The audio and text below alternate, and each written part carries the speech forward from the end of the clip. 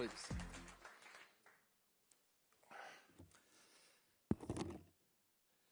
Hello and welcome to the Europe Conversation. I'm Stefan Grobe. My guest today is the President of Serbia, Aleksandar Vučić, a man whose political journey an American news magazine once described as from nationalist hawk to devout Europeanist. Mr. President, thank you so much for joining us today. I'm privileged to be with you here. The article I was referring to was from 2014. Are you still a devout Europeanist? In the meantime, I became a usual suspect. But as a matter of fact, yeah, I'm pro-European oriented. Now, Serbia is an interesting country. People love Donald Trump, and people are also very fond of Vladimir Putin. I wonder, is there any excitement for Europe or European leaders? We never see any European flags during the protests. I'm not a leader of protests, at least, but there is a very rational explanation for that. First of all, Serbs, they have always been pro-Republican oriented, speaking about United States elections, because we believe that we suffered a lot from democratic administration in 1999 and even after that. And that's why people very much welcomed President Trump's victory, and it's very obvious that he has a very large scale of popularity in my country. At the same time, Russia has been a traditional ally of Serbia for not many decades, but for centuries, and that's another reason. Speaking about European leader, people are still very rational, and they think that EU path is the best way and the best path for Serbia in the future. But speaking about the leaders, yeah, I believe that people in my country, they do respect the President Costa, Ursula von der Leyen as a commissioner leader, particularly because of different behavior comparing to all the others, because she was visiting twice or even 3 times, not only Belgrade, but the other areas, southern part of Serbia, which is a very rare case. That's what our people really respect. I cannot make comparison in popularity, but if you ask people, there is a still majority of people that would like to join the European Union.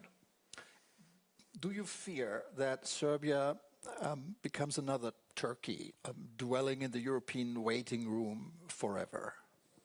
Yeah, we are. In the last 3 years, I believe that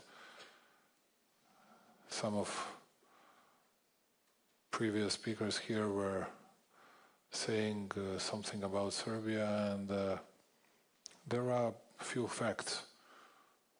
Serbia didn't open any single chapter, any single cluster in the last 3.5 years. It very much coincides with the fact that at that time war in Ukraine started. And we were the only country that did not impose sanctions against Russia, although we have always been very supportive to territorial integrity of Ukraine, to UN Charter, to UN resolutions, and we have always been condemning an incursion and everything that was going on Ukrainian territory, but it was not enough. It became, as some of your previous guests were saying, more a sort of geopolitical game than a merit-based process, but that's how it goes. We have to face it. And at the same time, I believe that we'll have to consider all the remarks, all the demands from European Union. We need to change the level of our enthusiasm, the level of our energy, to understand what we were doing in a wrong way and to go much faster. Just to say a few words to your people here. when you say Serbia, it means, comparing to Western Balkans, it is almost 55% of overall Western Balkans export to EU. Serbia is, regarding that issue, bigger than all the others altogether. Speaking about FDI attraction, last 3 years, Serbia was more than 60% of overall in attracting foreign direct investments than all the others in the Western Balkans, much bigger. And at the same time, yes, I know that we are facing thousands of doubts from different member states because of our relationship with Beijing, with Moscow. I cannot, and I'm not going to justify myself for talking with someone. I think it's really stupid, and I'm not a pupil in an elementary school, to tell you the truth. I believe that everybody should talk to each other, and I think it's very healing, and it doesn't mean that I agree with someone if I speak to someone. And what was very strange to me, because I heard the words of criticism and I accept it, I'm the culprit, from Marta Kos. Well, it was not just that he went to Moscow. I had plenty of reasons to go there. Had to do something with the gas arrangement. Had to discuss oil industry of Serbia, which was sanctioned at that time by United States of America.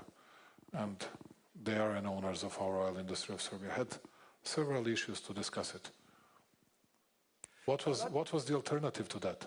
But no one actually from Europe asked me. Yes, Costa and Ursula asked me, but not the others. What was the content of our meeting? What we discussed? Because I was not interfering into Ukrainian or meddling into Ukrainian-Russian conflict, because I'm a small guy coming from a small country.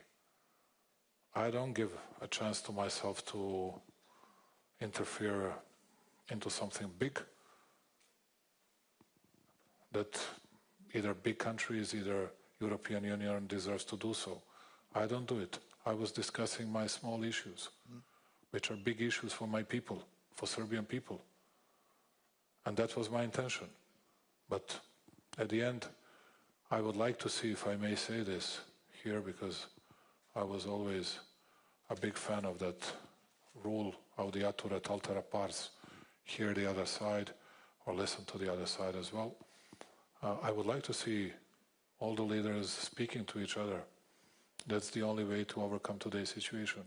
But I know that nobody likes to hear it, because I see that everybody is smiling and laughing and joking when we say something bad about the others. I'm not going to make jokes about US, China, Russia. I think it's too serious to make any kind of jokes. I believe that we need talks. There's a lot of to unpack here of what you said. I will come to that in a minute. But first, when you travel across Europe, meeting people, meeting your counterparts, how would you rate the support and the excitement within the European Union for a Serbian membership? It's different. When I speak to Southerners, there is much bigger support.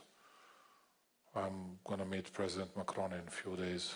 Again, I believe that we have had so far French support, Italian support. I was meeting Giorgia Meloni several times in the last 12 months.